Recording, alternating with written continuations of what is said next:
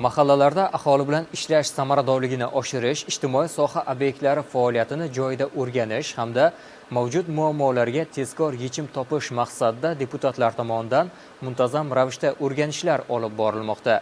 Shu doirada Termiz shahridagi Farhod mahallasida mahalla yettiligi bilan uchrashuv tashkil etildi.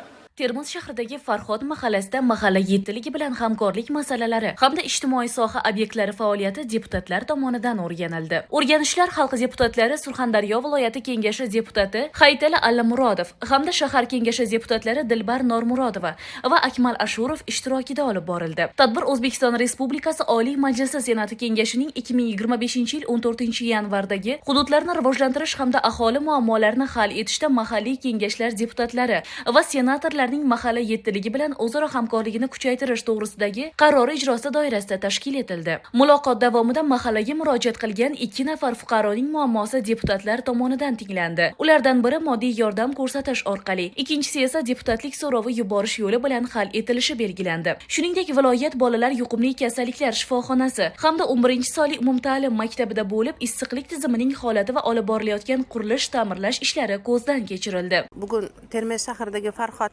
mahallasida xalq deputatlari viloyat kengashi deputati Hayitali Allamurodov boshchiligidagi katta guruh bilan Farhod mahallasidagi yettilik ish faoliyati o'rganildi. Ish faoliyatida 2025-yil sarhisobi tinglandi va ana shu asosda ulardagi muammolar, kamchiliklar va albatta yutuqlar tahlil qilindi. Farhod mahallasi hududida joylashgan 11-maktab tarkibini ham o'rganishdi, sinf xonalarining isitish sistemasidagi holatlar hamda o'quvchilar bilan ham suhbat bo'ldi.